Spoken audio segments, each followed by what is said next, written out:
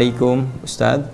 Waalaikumsalam warahmatullahi wabarakatuh. Semoga Allah berikan kemuliaan kepada Anda, keluarga Anda, dan perbaikan dalam kehidupan. Saya mau bertanya, baik, misal seorang punya uang yang mana lebih diutamakan berinfak atau bersedekah ke keluarga atau membayar utang riba? Terima kasih untuk jawabannya Ustadz Adidayat Official. Semoga Allah muliakan kepada Anda sekali lagi dan berikan bimbingan kepada kita untuk mencari solusi yang terbaik. Pertanyaan singkatnya, kalau kita punya uang, rizki yang Allah titipkan kepada kita, mana yang didahulukan, membayar utang ya dari hasil riba atau kita bersedekah ya atau berinfak ke keluarga? Teman-teman, ini sudah masuk fikih aulawiyah. Aulawiyah itu yang paling prioritas ya di antara 2 atau 3 hal atau bahkan lebih yang ada di hadapan kita. Jadi program-program kehidupan ini apa, yang paling prioritas yang mana, itu masuk dalam fikih aulawiyah. Dalam hal ini kita akan lihat bahwa membayar utang itu hukumnya wajib. Ingat ya, membayar utang hukumnya wajib. Ingat, jangan enak minjamnya saja, begitu sudah mau bayar nggak ingat gitu kan. Ini persoalan. Jadi kita siapkan baik-baik, pahami hukumnya. Membayar utang itu hukumnya apa? Wajib. Karena itu ketika kita akan berutang dalam keadaan tertentu, kita mesti petakan dulu ya, dari kemampuan bagaimana kita mengembalikannya, dari bagaimana kita menyampaikan, membuat perjanjian dan sebagainya. Itu jelas langsung bahkan tertuang di Quran surah kedua Al-Baqarah dari ayat 282, bahkan nanti sampai ke ayat 283 sampai penutup akhirnya gitu kan, sampai pengingat dari Allah Subhanahu wa taala akan wahyu terakhir yang diturunkan. Jadi kembali satu ya, kita dari hukumnya dulu. Membayar utang hukumnya apa? Wajib. Apalagi ini hukumnya riba yang harus dibebaskan ya, harus dilepaskan sehingga terlepas dari keadaan riba. Sedangkan bersedekah ke keluarga ini, keluarga ini dibagi 2, keluarga pokok yaitu istri dan anak-anak gitu kan. Ini yang disebut dengan nafkah. Nafkah itu masih seakar dengan kata infak ya, nanti kita akan bahas. Dan yang kedua, ada di luar keluarga pokok kita yang sifatnya kita langsung dalam naungan kita, dalam pemeliharaan kita ya, tadi yang istri, anak, kemudian juga di dalam rumah kita. Yang kedua di luar itu ya, misal yang beda tempat tinggal dengan kita, ada ibu misalkan, ada keponakan, ada kerabat terdekat jauh, ada fakir, ada miskin ya, ada ibnu sabil dan sebagainya. Nah, ini perbedaan 2 hal ini. Kalau kita bikin cabangnya seperti ini, nanti baru kita gali hukumnya, kita pahami detailnya dulu, sehingga dengan pemahaman detail dan akar ini kita bisa memetakan hukumnya dengan baik. Satu, mana yang prioritas kita harus lakukan? Apakah membayar utang, kan? Bayar hutang. Bahkan di sini hutangnya jenisnya riba lagi. Semoga Allah jauhkan kita dan lepaskan kita dari jerat-jerat riba. Kemudian di sini tadi pertanyaannya adalah berinfak atau sedekah. Nanti kita juga bisa bahas perbedaan infak dengan sedekah itu apa. Ini infak, dari infak ini saya buka begini, ada yang sifatnya wajib, ada yang sifatnya sunnah. Nah, sekarang perhatikan baik-baik teman-teman sekalian. Kalau kita melihat hukum bayar hutang, ini sudah hukumnya wajib, wajib dibayar. Awas, hati-hati. Ya, hati-hati ya teman-teman sekalian. Bayar utang hukumnya wajib.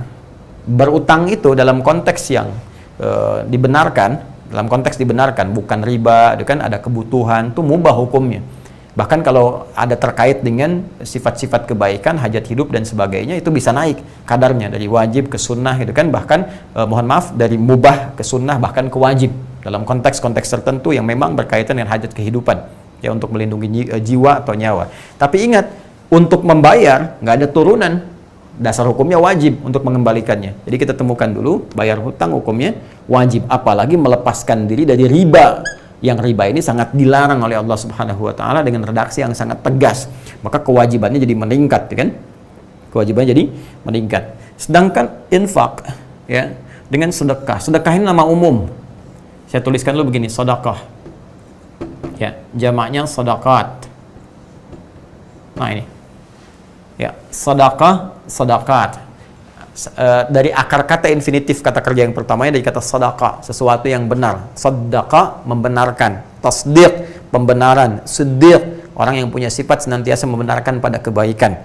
Ya, sedekah ini segala jenis kebaikan yang membenarkan keadaan iman kita. Sehingga dalam fikih disebut kullu ma'rufin sedekah. Semua jenis kebaikan itu yang didasarkan pada nilai iman untuk membenarkan keadaan iman kita, itu disebut dengan sedekah. Jelas ya? Karena seseorang kalau telah beriman, maka imannya perlu dibuktikan. Apa pembuktian dari iman itu? Perbuatan baik. Karena orang yang punya iman, nanti imannya akan memancarkan cahaya kebaikan pada seluruh elemen tubuhnya. Jadi ketika iman masuk ke dalam mata cahayanya, maka mata akan dibimbing untuk melihat segala yang baik. Iman masuk ke dalam telinga, maka telinga akan dibimbing untuk mendengar yang baik-baik. Demikian ke lisan, ke tangan, sampai ke ujung kaki. Nah, ketika semua ini berbuat dalam bimbingan iman tadi yang membenarkan ada iman dalam diri kita, dibenarkan oleh perilakunya, maka pembenaran perilaku terhadap keadaan iman itu disebut dengan sedekah namanya. Ya, perbuatannya sifatnya disebut dengan sedekah. Jadi kenapa disebut dengan sedekah? Karena terjadi perbuatan-perbuatan baik yang membenarkan keadaan imannya. Karena itu dalam kaidah fikih disebutkan kullu ma'rufin sedekah. Setiap jenis kebaikan yang bersumber dari iman seseorang itu disebut dengan sedekah. Jika perbuatannya bukan cuma 1, 2, 3, 4, 5 banyak, maka dijamakkan jadi sedekah. Ya, di sedekah ini nama umum. Salat itu masuk sedekah karena perbuatan baik membenarkan iman kita. Karena salat dibuka dengan kalimat iman, alladzina yu'minuna bil ghaib wa yuqimunas shalah. Zakat sedekah, ya, sedekah. Kenapa? Karena dengan berzakat membenarkan perintah iman yang disampaikan oleh Allah kepada kita. Wa aqimus shalah wa atuz zakah, dirikan salat, tunaikan zakat. Ketika berzakat itu sedekah. Makanya perintahnya kata Allah, khudz min amwalihim sadaqah. Ambil dari harta mereka yang telah masuk nisabnya, masuk haulnya, ambil dari harta mereka sedekah untuk zakat. Di zakat dinamakan dengan sedekah langsung dalam Al-Qur'an. Ya, tutahhiruhum wa tuzakkihim biha. Bahkan ketika dikeluarkan, yang nerima kan 8 golongan. Jadi ketika kita punya harta diberikan, makin banyak yang nerima, sedekahnya dijamakkan jadi sedekah. Buka Quran surah 9 At-Taubah di ayat ke-60. Innamas shadaqatu. Sungguh zakat itu, kenapa kok perbuatannya zakat tapi dinamakan pembagiannya dengan sedekah? Karena dia membenarkan keadaan iman dan mengandung nilai-nilai kebaikan yang banyak bagi beberapa kalangan, yaitu 8 golongan utama. Innamas shadaqatu lil fuqara wal masakin wal 'amilina 'alaiha wal mu'allafati qulubuhum wa fir riqab wal gharimin wa fi sabilillah wa ibnis sabil. 8 golongan. Ya, karena banyak maka disebut dengan apa? Sedekah. Termasuk infak pun ini bagian dari sedekah. Jadi sedekah itu nama umum. Ya, sedekah nama apa? Nama umum. Pemberian materi dari segi materi sifatnya, ya. Materi, bukan ide, bukan apa. Jadi nggak ada infak ide. Ya, ya, semacam singkatan infak itu disingkat dengan nafkah, dari nafkah. Ini kan dari anfaqa yunfiqu. Ya, orang kita menyikat dengan nafkah. Ya, nafkah itu dari kata infak asalnya. Ya, nafkah. Nah, nafkah itu pemberian, teman-teman sekalian. Itu suka ada yang mengatakan kan ini ya, nafkah batin, nafkah zahir. Sebenarnya kalau dalam istilah kita ambil ke hukum syariat, nafkah batin tuh nggak ada karena sifatnya bukan pemberian materi gitu kan. Jadi ada nafkah zahir, nafkah hal-hal materi yang diberikan. Nah, dalam konteks infak ini dia dibagi dua karena pertanyaan Anda tadi jenis sedekahnya infak. Pertama adalah infak wajib yang diberikan kepada anggota keluarga pokok yang dalam naungan, ya. Baik naungan tanggung jawab dia dalam keseharian, untuk makannya, untuk kehidupannya, sandangnya, pangannya, papannya, dan sebagainya. Ini disebutkan di Quran, surah keempat An-Nisa, ya, di ayat ke-34, di mushaf standar paling kiri sebelah atas. Ya, Allah berfirman, "Ar-rijalu qawwamuna 'alan nisa bima faddalallahu ba'dahum 'ala ba'din wa bima anfaqu min amwalihim." Itu ayatnya. Ya, para lelaki, para suami diberikan oleh Allah Subhanahu wa taala kelebihan terhadap istrinya dalam bagian tertentu. Nanti istri pun diberikan oleh Allah pada bagian yang lain untuk saling melengkapi. Nah, ada beberapa bagian yang memang perangkatnya didesain untuk laki-laki saja. Jadi jangan diambil oleh perempuan, ini bisa tertukar, berbahaya nantinya. Pun demikian ada nanti kelebihan diberikan pada perempuan yang laki-laki nggak bisa memegang itu. Ya, apa di antara perangkat yang diberikan kepada laki-laki? Kata Allah, jiwa kepemimpinan untuk memimpin dalam kehidupan rumah tangga. Maka nanti ada kewibawaannya, mungkin sifat tegasnya dan sebagainya dimiliki laki-laki. Jadi jangan diambil peran itu. Jadi jangan sampai ada istilah misalnya istri pemberani dan para suami takut istri misalnya. Itu tidak dibenarkan dalam keadaan demikian. Sehingga jangan sampai terjadi lagi ada kisah, walaupun mungkin kisah ini hanya canda-canda saja, tapi nampaknya tidak tepat untuk dijadikan proses dalam beraktivitas, dalam berkehidupan, berkeluarga. Ya, siapa di tempat ini yang takut sama istrinya, ambil sebelah kanan, kata Pak RT. Yang tidak takut, ambil sebelah kiri. Maka semua ke kanan.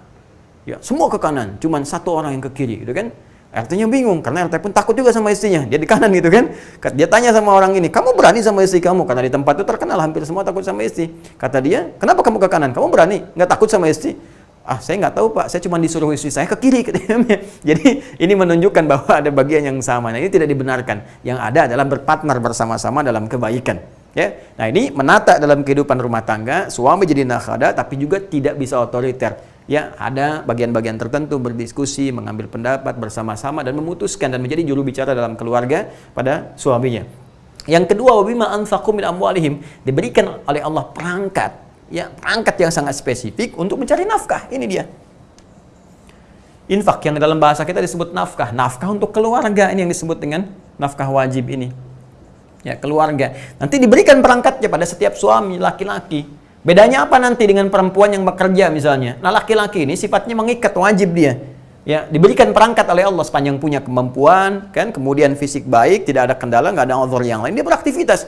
Dan setiap dia bekerja, tetes keringatnya, Allah berikan dia rezeki. Rezeki ini berapapun yang dia dapatkan akan dicukupkan untuk jumlah keluarganya. Bisa keluarganya ada 5 bahkan, walaupun dapatnya cuma 500.000 misalnya, ya, per bulan, ini Allah cukupkan. Bahkan dikirim tidak dari sisi yang lain kalau dia beramal soleh dengan baik. Mungkin kesan kita dikirim oleh tetangga, atau ada yang lainnya, atau ada traktir, atau ada bonus. Ini bagian dari yang Allah berikan, dari ikhtiar yang dikerjakan. Ini cukup untuk 5 orang ini.